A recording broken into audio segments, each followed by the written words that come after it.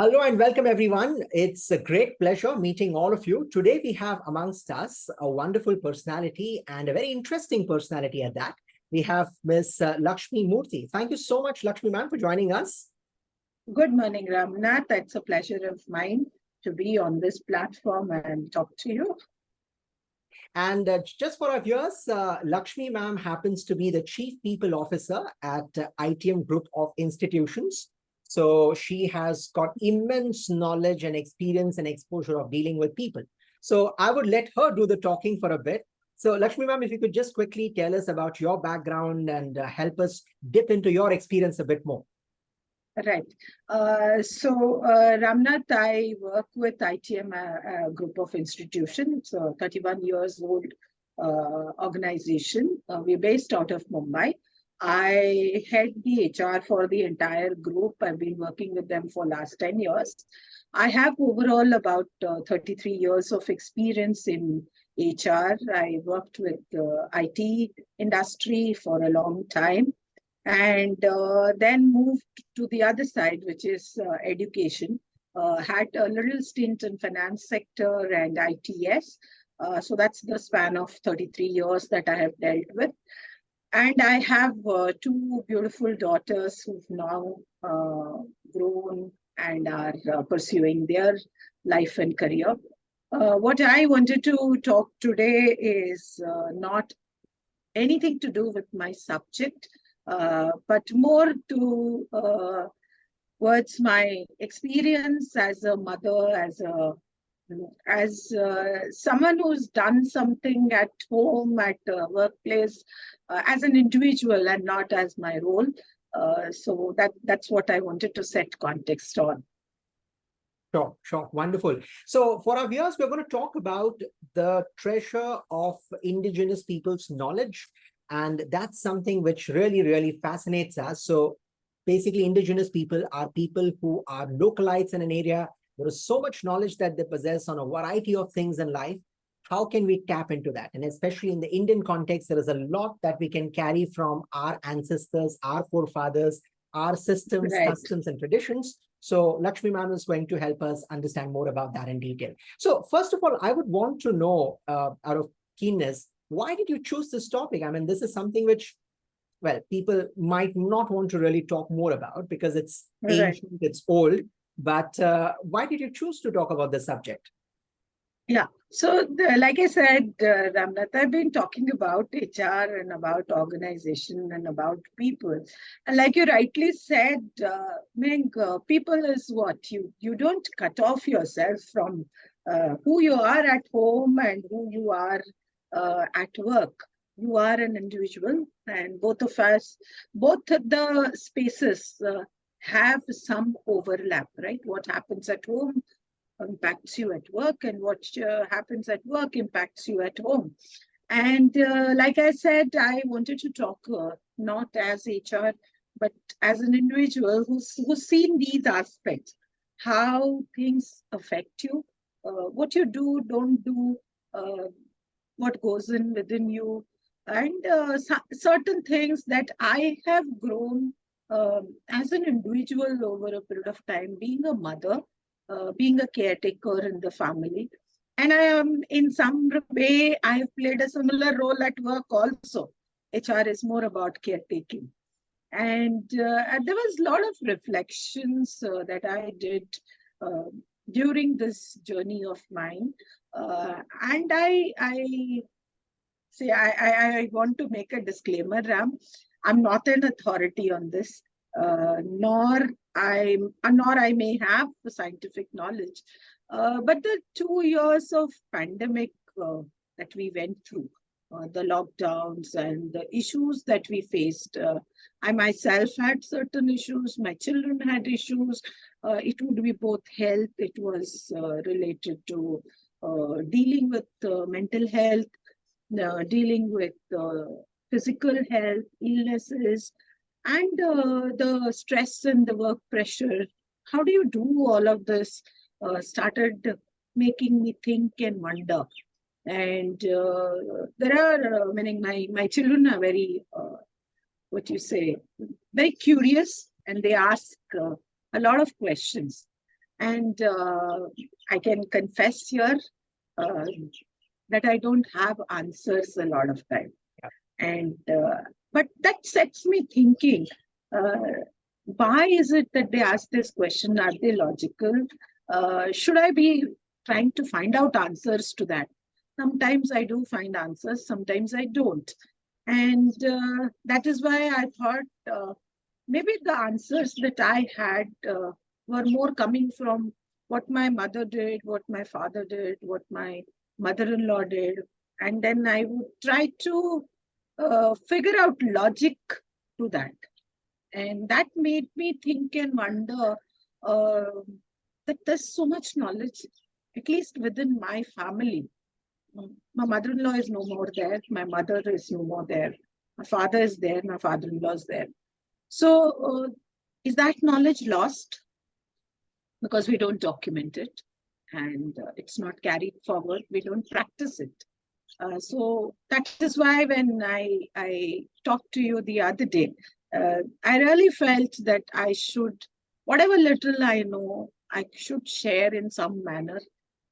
If I do that, maybe at least people will wonder and try to figure out in their own families, because every family is powerhouse of knowledge, because these are rituals or practices that they have carried forward for generations, but we don't know the answers.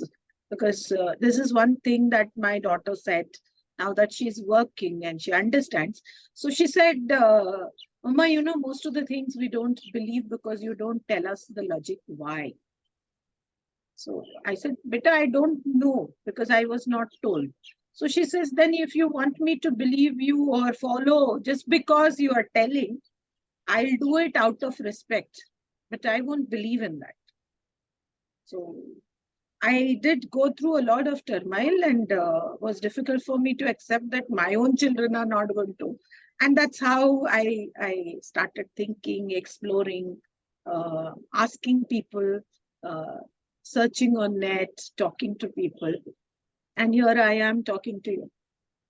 Sure, sure. Wonderful. Now, are there certain things which, for example, you might have seen your parents do, your in-laws do, something that you try and emulate in your routine life, something that is Right. really wonderful? Right. So, so a step backwards, Ramnath, is like you said, I have been a working woman all my life, like all 33 years. I haven't ever taken a service break. I worked throughout. And managing that was very, very difficult and not for me alone, but when I share my stories or I talk to most of the women who are working, they say, how did you manage? For me, it is like, I didn't think of it. It just happened. And now I am reflecting on those and I do see that there are a lot of things that I have seen my parents do, my mother-in-law do, I am practicing without knowing the reason behind it, just because my mother did or mother-in-law did. So I'll tell you, meaning today, I would touch upon one topic that everybody wants to talk about is managing your sleep and stress. Because working life is difficult, and to manage your stress, you have to manage your sleep. Because sleep, I believe, gives you that relaxation for you to go on to the next day and carry on with what you want to do. And if you may allow, I would like to share how I am managing sleep and what I have learned from my parents or my in-laws, and how's that helping me. So if you allow, I would Yeah, want sure, to sure, share please. I that. would love Sure. to. Sure. So, Ramnath, people, we talk about today saying that you should have minimum 8 or 9 hours of sleep. And this has been talked about for the longest time. And even I believed in that you should have 8 or 9 hours of sleep. But in some phases of my life, because of the work stress, it's like I would come back home uh, at 9:30, 10, have my food, prepare for next day, put my children to sleep, attend to their homework. And by the time it is 12 o'clock and 5:30, I again had to get up.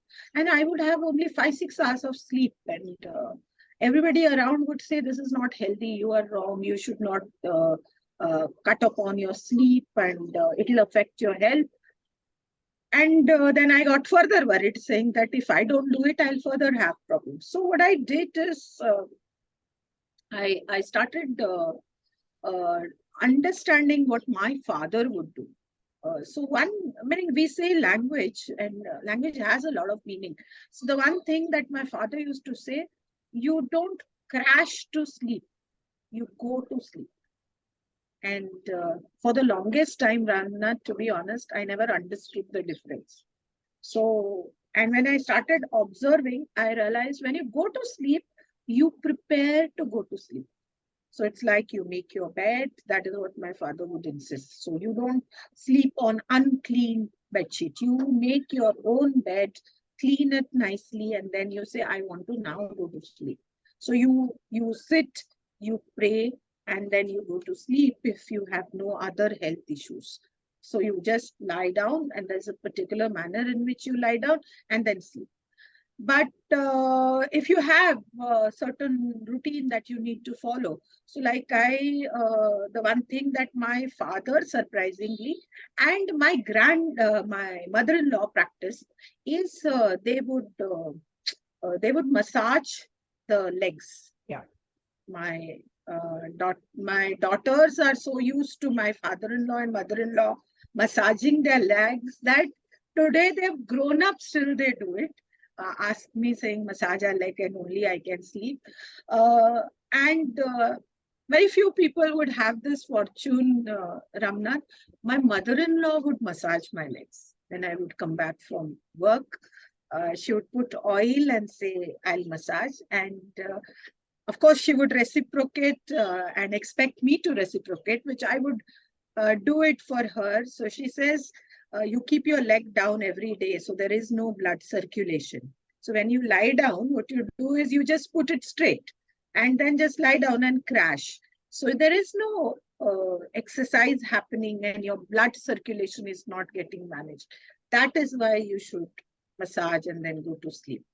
Sure. Then the other thing that she would do is for all of us, my father would also do this practice, is one is, today's time and date, we are struggling for conversations, time for conversations. So this was our best time to have conversation. Is my father would talk to us and tell stories, and it would calm us down a lot till I was a kid. My mother-in-law used to do that to my children, and I would do that to my children. So it's like one generation to another generation, and children have got to learn so many things. Meaning, half of my knowledge that I would share with you today comes from my mother-in-law and my father, or my mother, because my mother my mother couldn't hear, so she was hearing impaired. But she would do certain practices I would learn from her. So my father had this balance. So because she can't tell stories, my father would tell stories. Because my father, being male, couldn't oil our hair and health, my mother would do that. So this is how they would continue practicing. And so the reason I'm telling you this, it may sound like I'm going out of context, but the context is these small rituals helped me sleep. And because I could sleep, the next day morning I was fresh. Yeah. So now that I am aging, there is another thing that I learned was, rose water. So my mother or my father, I don't know who, would tell us that take cotton, put rose water in that, and put it on your eyes, because you study throughout the day and the eyes are strained. So that is why you don't get sleep. And you put that and you go to sleep. Till date, Ramnath, I'm practicing that. Meaning, with all the strain that you have on computers, believe me, next day morning, I feel so fresh and nice. As the eyes are clean, I don't feel tired, and I can. And my children also do the same, because they've seen me doing. So they do the same. Another thing is, like I said, the legs are massaged. They also used to put oil on the feet, lower side, and massage those that side. So one is when you put oil, my mother-in-law would say that it removes heat from your body, because you through the day you walk and the legs are strained, and I don't know how scientific. She also would say when your body heat goes out, you are able to sleep. So I'd never questioned that, and I do it still date. As long as I'm getting relaxed, this is a knowledge I can't prove it scientifically, Yeah, yeah. but I guess it helps. So, meaning this is one thing that I do. I'll take a cue So, from where you concluded that sentence, ma'am. You said, I never questioned that knowledge. Whereas if you look at right, today's generation, whether it's right. a good thing or a bad thing, they question everything, right? So a lot of I these understand. ancient rituals or indigenous rituals that you see, people won't accept it on face value. Right. So there is this element of skepticism. What would be I your agree. suggestion or recommendation to the present generation so that they accept the old age rituals which have been there for a long, long time now?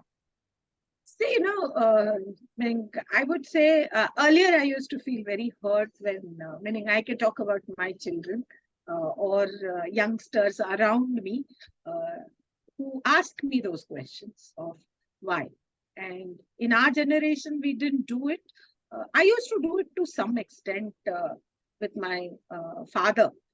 I would say my father is a very simple person, but he's like, uh, I'm not glorifying, but what I'm saying is all of us can look up to our parents, and I'm sure they have done something right that we are here. And we can learn a lot from them. And that's where I am coming from is my father had done his 10th standard matriculation at that age.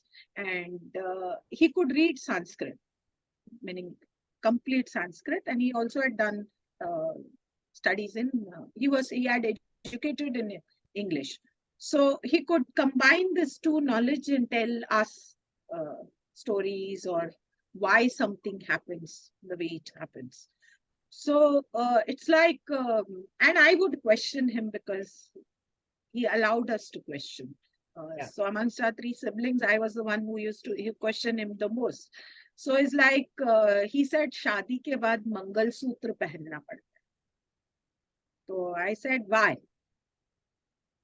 लड़कियों को क्यों पहनना पड़ता है? लड़के क्या बताते हैं कि उनकी शादी हो गई?"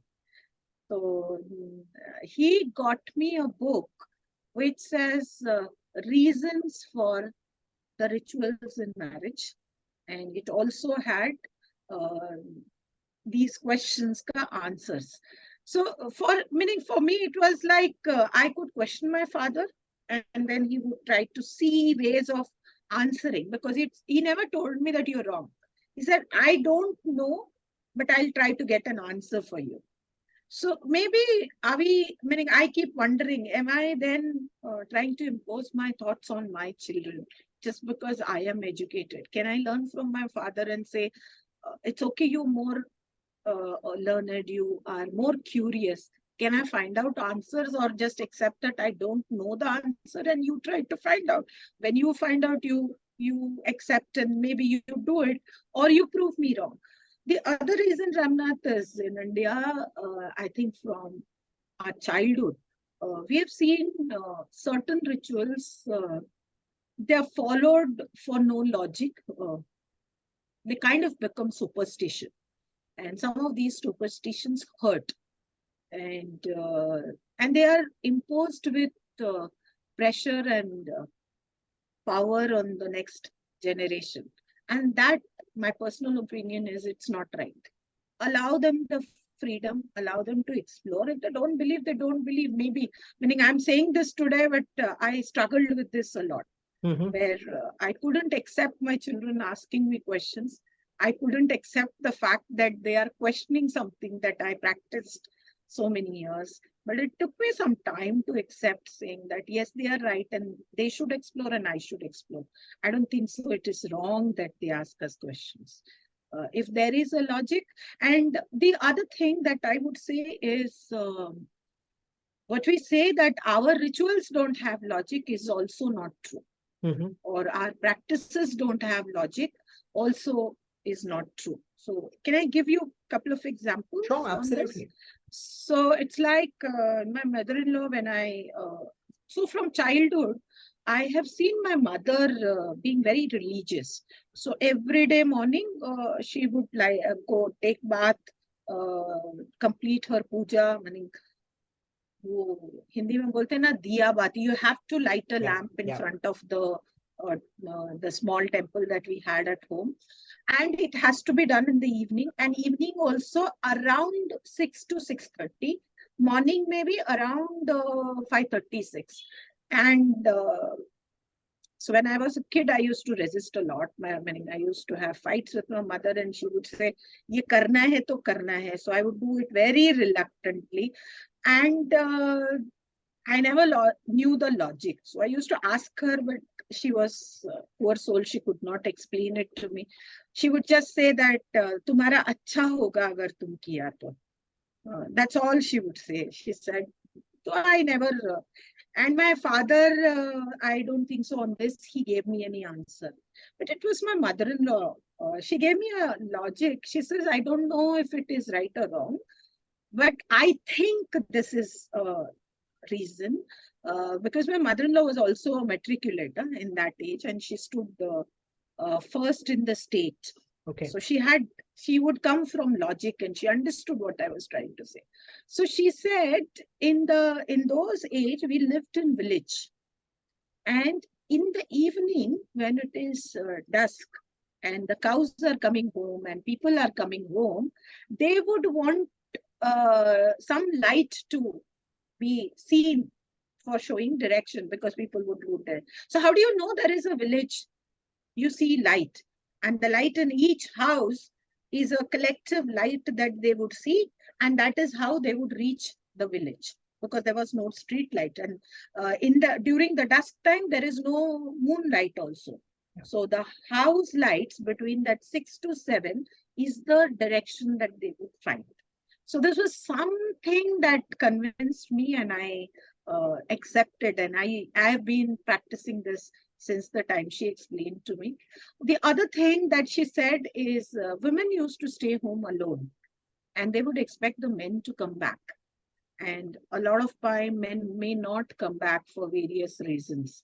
Either they are delayed or they are in war and they have died. So these lights were ray of hope, as we say, that every day she would light and pray that my husband comes back. And I didn't question this belief system. I accepted that. The other thing, if I have to, meaning, and this I heard, the reason for this I heard in some YouTube channel just few days back, is, see, if you see Indian women when they get married, the mother gives, when she leaves the house, gives her little curd to take it to her mother-in-law's, to her her house, where she gets married, husband's house.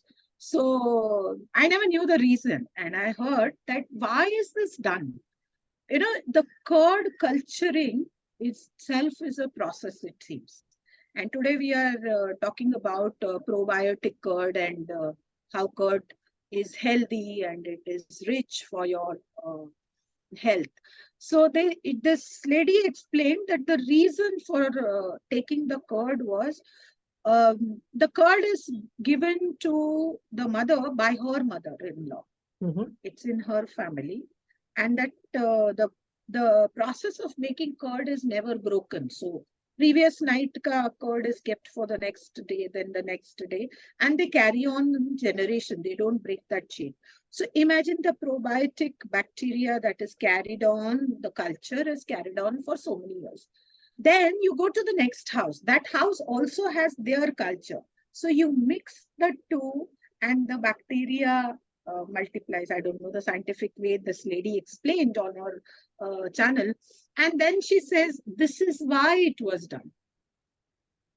So the rituals have reasons. It's only Very that we don't. fascinating, very fascinating. Ma'am, Yeah. that brings me to another question, because you resisted your own father's philosophy. You are fortunate enough to have a mother-in-law who explained you with logic. You put yourself in the shoes of a parent today, and a lot of us struggle to explain this to our own kids, no matter how small Right. they are. What would you Yeah. recommend to parents so that they can take this ancient knowledge and show its practical value in today's context? Right. So the one thing that I learned from my experience is I can't preach till I practice. So I can't have pizza every day and ask my kids to have home cooked food. Right. So that is the first thing if we can do. Second is if you don't believe, your children will not believe.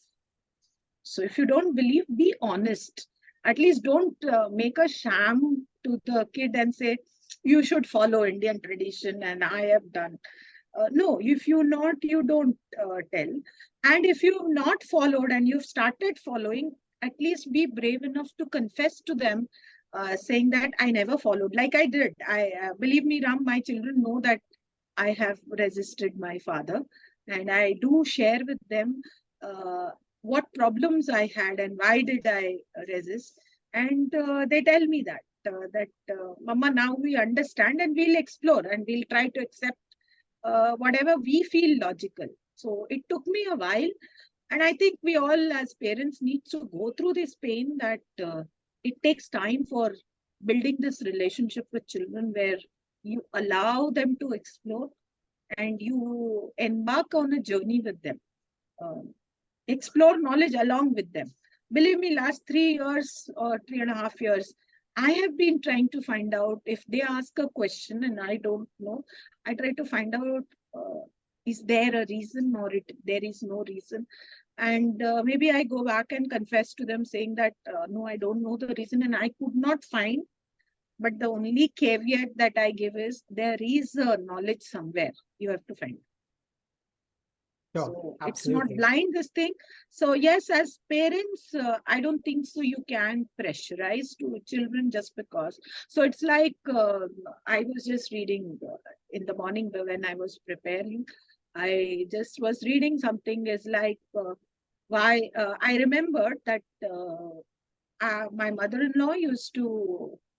So it's like my children when they were small, she's the one who raised, and my father also used to come and stay. And surprisingly, in my house, whatever tradition my in-laws followed, my father used to also follow, my father Mhm. and mother. So I generally did not have disagreement on their side. It was only me who was an outsider.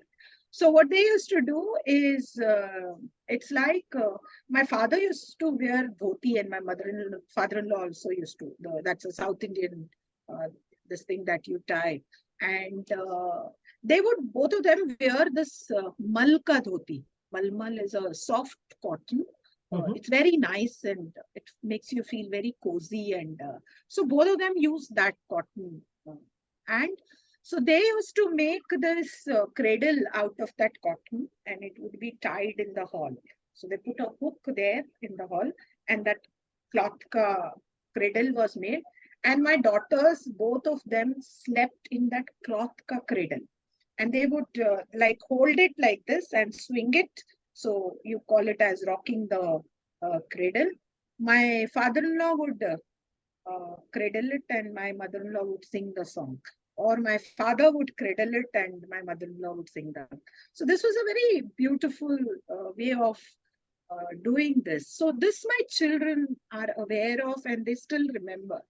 So I was telling my younger one that, do you remember this? She says, yes. Tata used to put me to sleep and Ajji used to sing. So I said, what songs? And she remembers the songs. And when I was doing some research, I came to know that these songs have very calming effect Yeah. on the child. And they generally learn to calm themselves and feel cozy, safe because it's cloth. It is as if they are in the mother's womb, and then they hear these songs. And they. So I was trying to Ramnath, like, find out lullabies. because I know then I started singing those lullabies in my family. So there is something, the research that is happening is on music therapy. So there's this one song on which I did the research was Nanni Pari Sone Chali. If you've heard, it's sung by Geeta Dutt. And I used to started singing this song when I learned that the notes of this song has an impact on the brain development and intellectual development.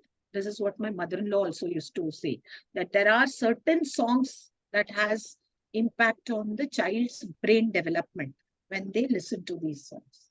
Now, was this scientific? Yes. And Great. did the child go through this? Yes. Now, my children have seen this, they experience this, and they accept that this part of it, Mama, we agree that it used to be so nice when Ajji used to sing, or you used to repeat those same songs. And even today, believe me, when they are stressed out, they sing that song.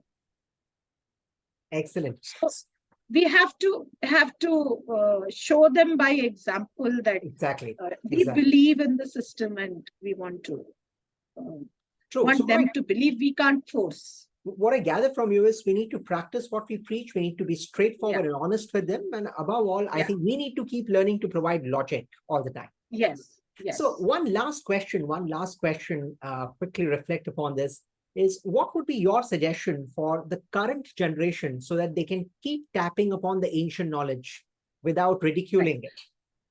Yes. So a very important statement you made, Ramnath, is any knowledge and all knowledge is knowledge. So if I don't know, doesn't mean you are wrong, and I can't make fun of you. So my only humble request to the next generation or people who don't know, please don't say you are wrong. Especially people of my generation, we get hurt. We get hurt because we've believed it all our life that this is true. Maybe our belief is wrong, but that belief made us sail through all of this. So if we don't know the logic, you help us find. Yeah. And it is there somewhere that knowledge and history is there.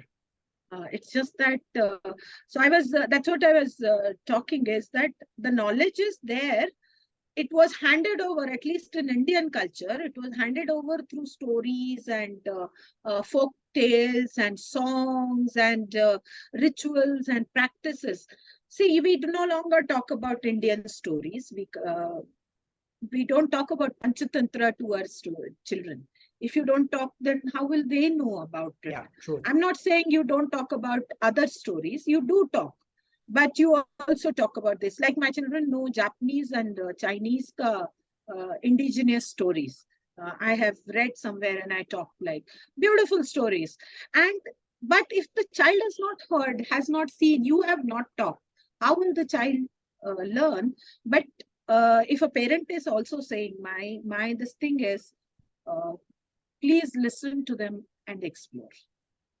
Perfect.